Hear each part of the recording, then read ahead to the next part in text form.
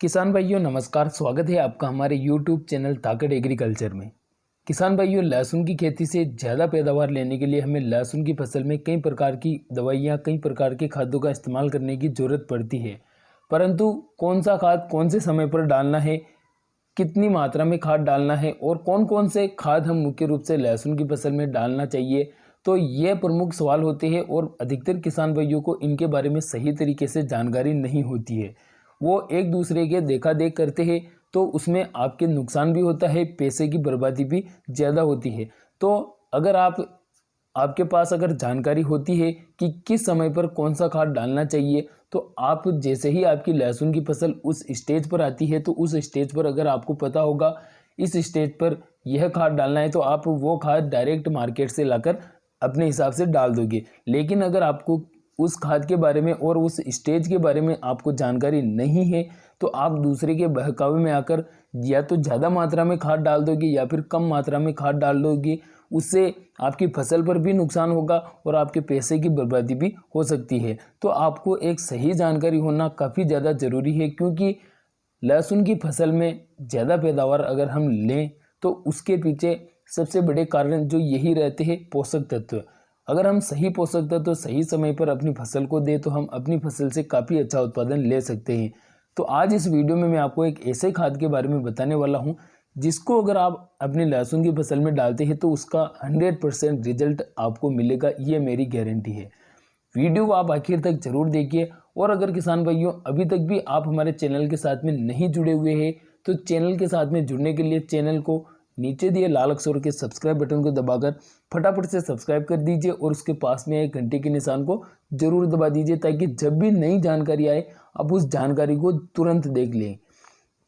किसान भाइयों, इस वीडियो को लाइक जरूर कर देना। अब बात करते हैं कि वो कौन सा खाद है। जिस खाद के बारे में मैं आपको इस वीडियो में बताने वाला हूँ उसका नाम है माइकोराइजा। किसान भाइयों, अब आप ये सोच रहे होंगे कि माइकोराइजा क्या काम करता है लहसुन की फसल में। तो सबसे पहले इसी के बारे में हम बात करते हैं कि माइकोराइजा लहसुन की फसल में क्या काम करता है। माइकोराइजा की अगर बात की जाए तो लहसुन की फसल में जड़ों के अच्छे विकास के लिए माइकोराइजा सबसे बेस्ट माना जाता है। इसका उपयोग आप जब लहसुन की फसल 30 दिन की होती है, तो 30 दिन से लेकर 60 दिन की अवस्था के बीच में आप जब चाहे माइकोराइजा का इस्तेमाल लहसुन की फसल में कर सकते हैं।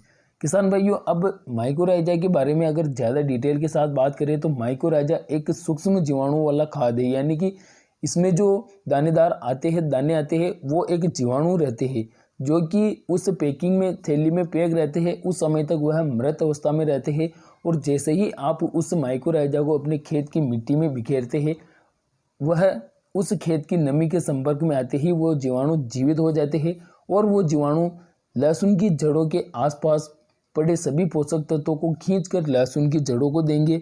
लहसुन का पौधा मजबूत होगा और लहसुन की जड़ें काफ़ी ज़्यादा लंबाई में बढ़ेगी, यानी कि ज़मीन में काफ़ी ज़्यादा फैलाव करेगी लहसुन की जड़ें।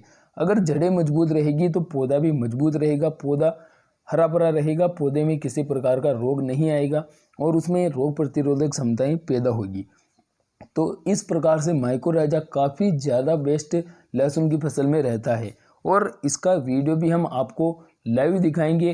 तो यह जानकारी इसलिए जल्दी दे रहे हैं ताकि किसान भाइयों को इसके बारे में सही जानकारी हो सके और माइकोराइजा इस साल आप अपनी लहसुन की फसल में यूज कर सके। 30 दिन से लेकर आप 60 दिन की अवस्था के मध्य कभी भी माइकोराइजा का इस्तेमाल कर सकते हैं। 5 से 10 किलोग्राम प्रति एकड़ के हिसाब से भी आप इसकी मात्रा ले सकते हैं। 10 किलोग्राम भी लेते हैं तो भी इसका कोई साइड इफेक्ट नहीं होता है और अगर 5 किलोग्राम लेना चाहते हैं तो भी आप ले सकते हैं। यह धानुका कंपनी का माइकोर नाम से आता है। इसके अलावा कृषि रसायन कंपनी का केमेक्स सुपर के नाम से आता है। इसके अलावा कोरोमंडल कंपनी का RE3 के नाम से आता है और हर एक कंपनी इसका निर्माण करती है। तो आपके मार्केट में, आपके एरिया में जो भी खाद अवेलेबल हो, आप उसको खरीद सकते हैं। केवल नाम आपको याद रखना है, माइकोराइजा। वीडियो आपको पसंद आए तो लाइक ज़रूर कीजिए, चैनल को सब्सक्राइब नहीं किया है तो कर दीजिए। मिलते हैं अगले वीडियो में, तब तक के लिए धन्यवाद। जय जवान जय किसान।